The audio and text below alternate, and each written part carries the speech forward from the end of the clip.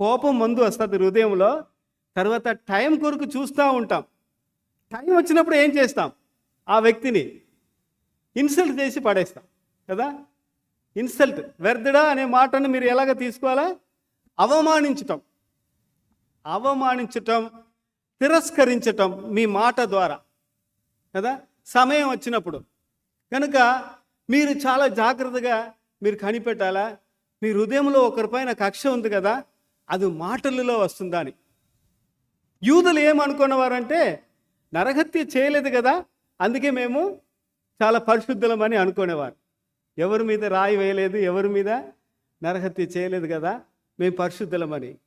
కానీ ఒక వ్యక్తిని నాశనం చేస్తున్నాం కదా మన మాటల ద్వారా.